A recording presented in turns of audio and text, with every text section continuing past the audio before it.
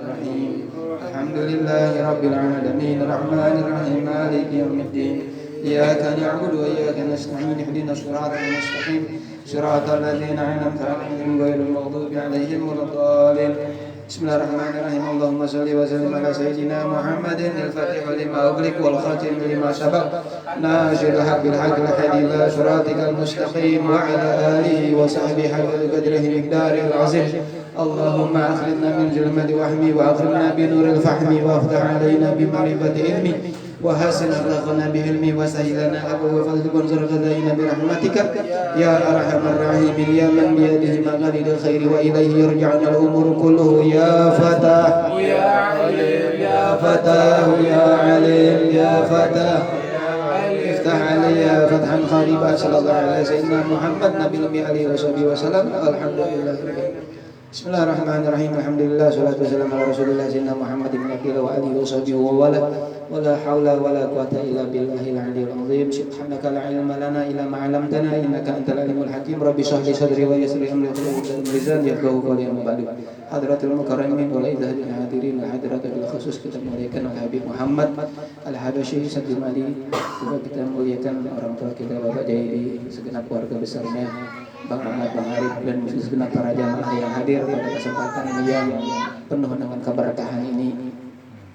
Kita memuji Allah Subhanahu wa taala atas limpahan nikmat-Nya kepada kita dalam keadaan sehat walafiat sehingga kita masih diberikan kekuatan dan keistiqomahan untuk hadir dalam majelis ilmu. Mudah-mudahan ini semuanya beroleh pahala dan menjadi pemberat timbangan amal kita kelak di yaumil qiyamah. Amin ya rabbal alamin. Shalawat salam tahadran dengan kita baginda Nabi Muhammad sallallahu alaihi wa alihi wasallam. Kita berharap mudah-mudahan salawat kita beroleh syafaat kelak di yaumil qiyamah dan dimasukkan kita bersama dengan Nabi Muhammad di dalam surganya Allah Subhanahu wa taala. Para hadirin jamaah sekalian, ya berhubung adanya pembatasan kegiatan PPKM sehingga kita membatasi talim yang biasa kita di BSM di luar dengan banyak jamaah. Untuk beberapa pekan ini kita taklim Turki. Apa itu Turki? Ya yang penting kita istiqomah, turu kita. Turki. Namun tidak mengurangi rasa takzim, bisa dilihat di streaming Facebook. Ada live-nya di situ. Nah ini semuanya karena ada sedikit keterbatasan, ya, di mana pandemi masih melanda kita, tapi kita berharap mudah-mudahan itu pandemi diangkat oleh Allah Subhanahu wa taala dan kita diberikan penjagaan dan perlindungan, guru-guru kita, keluarga kita, anak istri kita, diri kita senantiasa sehat walafiat. Karena apa namanya? Yang terutama adalah kita menjaga diri, kita ikhtiar, berusaha, berdoa, sisanya kita serahkan kepada Allah dengan bertawakal. Sir hadirin rahimakumullah, kita melanjutkan taklim kita dengan pembacaan kitab Lubabul Hadis masih tentang fi fadilati sholatul jamaah, keutamaan salat berjamaah. Bismillahirrahmanirrahim. Qala Syekhul Mu'allif wa nafa'na bi ulumi fid dharain amin ya rabbal alamin. Qala Rasulullah sallallahu alaihi wasallam afdalu sholati indallahi ta'ala sholatu subhi yaumil jum'ati fi jama'atin. Nabi bersabda, afdalu sholawati indallah ta'ala, yang paling mempunyai kedudukan atau yang paling mempunyai keutamaan di sisi Allah Subhanahu wa ta'ala adalah sholatul subuh yaumil jum'ati, sholat subuh di hari Jumat fi jama'ati, tapi berjamaah. Tuh tadi pagi subuh tadi ya, Jumat subuh tadi tuh kedudukannya lebih penting, mempunyai keunggulan, mempunyai keutamaan di sisi Allah Subhanahu wa taala. Rawahu Abu Nu'am wa Tabrani an Ibn Umar. Ini diriwayatkan oleh Abu Nu'am dan Imam Tabrani dan juga dari Abu Umar. Jadi sholat kita, semua sholat utama, sholat subuh, maghrib, isya, zuhur, asar, semuanya punya keutamaan. Tetapi Nabi sabdakan yang paling mempunyai keutamaan. Jadi di antara yang utama pasti mempunyai keutamaan. Nah, yang paling mempunyai keutamaan di sisi Allah Ta'ala adalah sholat subuh di hari Jumat, dan itu dilakukan secara berjamaah. Lebih hari Jumat, kemudian hari Id juga, hari Jumat, hari Id. Jadi ada 2 hari yang agung, atau juga bisa jadi hari Jumat jatuhnya 12 Rabiul Awal misalnya bertepatan dengan 12 Rabiul Awal. Karena kalau kalender Hijri kita kan maju.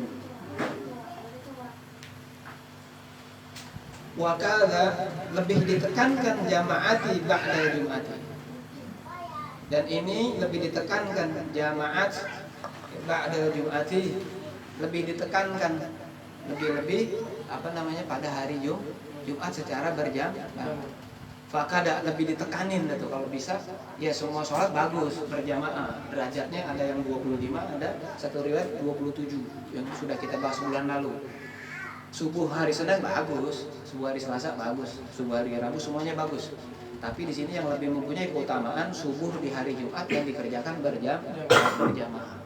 Jadi ada satu hari yang dikhususkan pada hari jamaah, ada pada sholat jamaah tersebut. Wakada jamaat ba'da Jumat. Karena di situ mempunyai keunggulan, terutama amat ditekankan sholat berjamaahnya pada hari Jumat, yaitu Jumat subuh. Tapi kalau kita kan kebanyakan bablas, ya, kelewat subuhnya ke siang. Kemudian kadang-kadang kita sholat mufrodah, sholat sendiri-sendiri. Nah, inilah yang menjadi pokok atau ajaran penting, bahwa sholat subuh yang dikerjakan hari Jumat secara berjamaah mengandung keutamaan di sisi Allah dibanding sholat-sholat yang lainnya.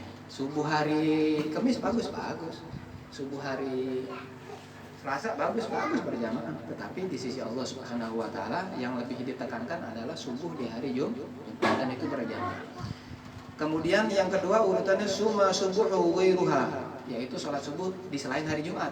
Yang tadi Anda bilang tuh, berarti kalau satu minggu ada 7 hari, selepas Jumat berarti sisa 6 hari. Senin, Selasa, Rabu, Kamis, Sabtu, Minggu. Summa subuhu bi ghairuha. Summa isya'i, kemudian kita sholat isya berjamaah. Nah, jadi habis subuh Jumat urutannya. Ya, subuh Jumat berjamaah.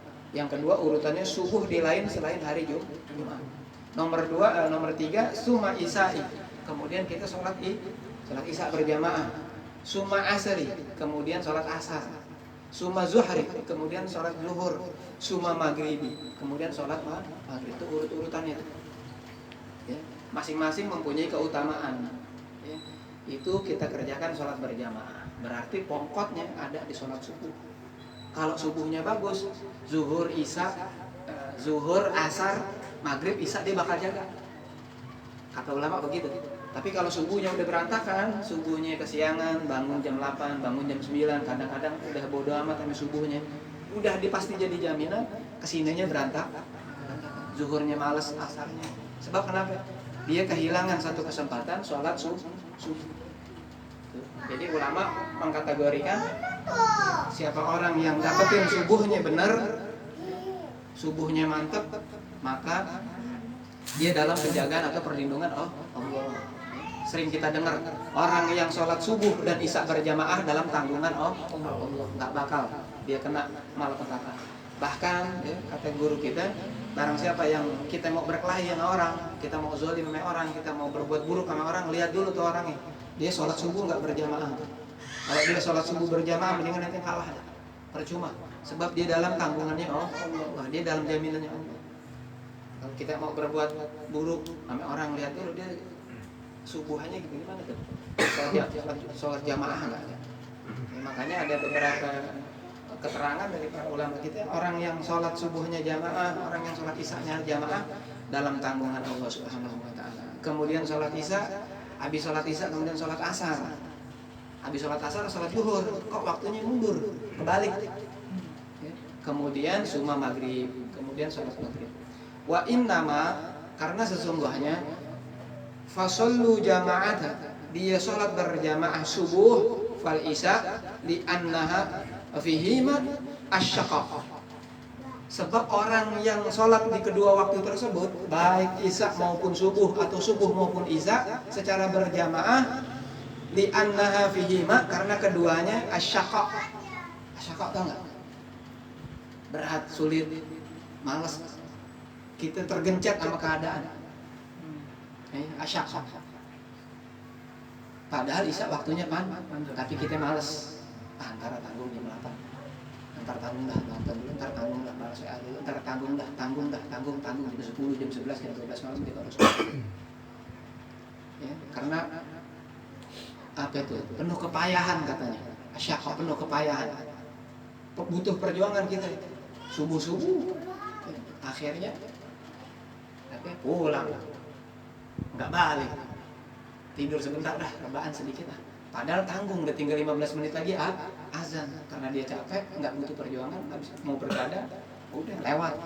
Bangun-bangun jam 12 atau bangun-bangun jam 10. Bangun juga cuma setor ke Baitul Khala. Habis dia setor ke Baitul Khala, dia balik lagi, dia rebut lagi. Tahu nggak Baitul Khala? WC. Ya? Apa ya? Baitul Khala? WC. Atau toilet. Nah, disinilah kenapa? Karena asyaqa, butuh pengorbanan, butuh perjuangan. Kalau kita pengen sholat subuh, siapa? Ya, ente lagi tidur, lagi enak-enak, tiba-tiba dibangunin, bangun, sholat subuh. Kalau orang yang udah komitmen, dia mempunyai keistiqomahan, dia bakal bangun. Bahkan setengah jam sebelum subuh. Bahkan ada ulama mukasyafah, beliau bisa tahu orang yang dawam sholat subuh sebelum waktu subuh, sama orang yang biasa bablas. Kita kalau berhadapan dengan beliau pada ketawa. Orang yang suka mengabaikan sholat subuh, kita nggak percaya sama dia. Agak sulit. Karena apa? Dia sama waktu aja ya. Kelihatan muka-mukanya. Orang yang subuhnya siangan. Karena apa? Asyaqa, al-hal syaqqa, keadaannya butuh perjuangan, kerumitan. Kita lagi tidur enak-enak, bangun, sholat subuh, bangun. Kadang-kadang kita perlu dicipratin air. Iya, udah, melek lah, meluk guling lah. Adapun yang seperti kayak gitu, pertimbangannya adalah wa innama fasallu jamaah subuh wal isya li annaha fihima asyaqa kada ya, afada al-azizi. Begitu kata Syekh Imam Azizi mengatakan atau memberikan argumentasinya. Hanya sholat isya sampai subuh ampun-ampunan. Betul. Tanggung, lebih-lebih isya kita lebih karena waktunya panjang sehingga kita apa?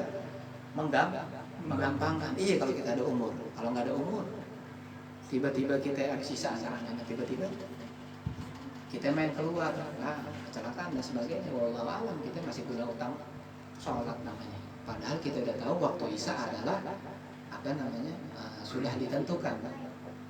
Tapi kita mengulur-ulur. Itulah kenapa subuh dan isya adalah keadaan yang amat membutuhkan perjuangan, rumit, sempit, benar-benar luar biasa. Itu pun dengan ketentuan ya, fasallu jamaah, sholatnya secara berjamaah. Kalau sendiri-sendiri wah kita, kalau mau dibuka mah hampir semua mayoritas kita subuhnya kadang-kadang jam 7. Betul kan? Iya, setengah 7, jam 6. Kadang kita kan nggak mungkin. Nah, kita seorang suami membangunkan istri, anak itu kewajiban kita. Makanya kita pernah mengatakan jangan sampai nanti kita keluarga, kita punya anak kita biarin. Kita sama aja melemparin anak ke neraka. Bangun, jangan seksa ayah sama umi ntar di neraka. Gara-gara nggak dibangun, anaknya udah balik. Ini butuh pertimbangan atau kita butuh benar-benar untuk menekankan kepada anak-anak kita. Kata anaknya beginilah, bapak aja subuhnya jam 8. Nggak ada yang bisa ditiru, nggak ada yang bisa dijadikan tiba pelajaran. Itulah kenapa sholat isya dan sholat subuh secara berjamaah wa fihima asyaqqa itu memang benar-benar luar biasa. Bahkan ada satu riwayat Jibril mengatakan kalau orang sholat subuh dia nggak bangun-bangun, kupingnya dikencingin sama saya gitu. Kupingnya udah suruh bangun balikin guling gitu. Orang tuanya lagi wudhu, begitu balik wah masih tidur lagi. Nah inilah ya, jadi sholat Jumat di waktu sholat subuh di waktu Jumat punya fadilah, dan itu pun dikerjakan secara berjamaah. Ya, mudah-mudahan kita menjadi min ahad yang sholat berjamaah. Ya, kita bisa menerapkan, bisa mempelajari dan bisa memahami bahwa memang sholat-sholat yang ada pada kita, yaitu perintah sholat 5 waktu merupakan suatu kewajiban yang di situ lebih afdolnya kita berjamaah. Dan itu mudah-mudahan bisa menambah keimanan kita dan bisa menambah ketakwaan kita kepada Allah Subhanahu wa taala, dan terlebih kita bisa mengamalkan apa-apa yang baginda Nabi Muhammad sallallahu alaihi wasallam ajarkan melalui lisannya dan juga keterangan para ulama-ulama kita. Mudah-mudahan kita dibangunin subuh ya, dibangunin subuh terus ya, jangan sampai kita kesiangan. Kalau kesiangan ya kodok. Ya, kodoknya segera buru-buru. Jangan kita tunda-tunda, karena menunda-nunda waktu merupakan perbuatan yang menyia-nyiakan. Ya, sayang. Mudah-mudahan yang sedikit ini bisa bermanfaat. Rabbi zidna ilma warzuqna fahma. Wa sallallahu ala sayyidina Muhammad an-nabiyyi wa alihi wa sallam. Walhamdulillahi rabbil alamin. Qala Rasulullah sallallahu alaihi wasallam abdul maqdud anna wa nabiyyuna min qabli la ilaha illallah.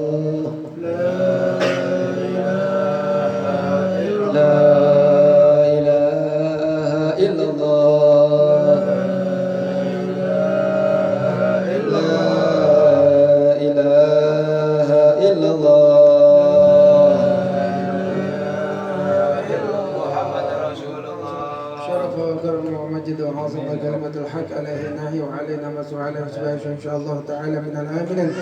اللهم بالهدي فاتها وبشر الفاتحة وبكرامات فاتحة وبالشفاعة فاتحة وبالمعجزات فاتحة. يا فارج الحام يا كاشف الغم يا من لعبده يغفر ويرحم. ودافع البلاء يا الله، ودافع البلاء يا رحمن، ودافع البلاء يا رحيم. ربنا تقبل منا إنك أنت السميع العليم وتب علينا إنك أنت التواب الرحيم. وصلى الله على سيدنا محمد وعلى آل سيدنا محمد وبالحمد لله رب العالمين.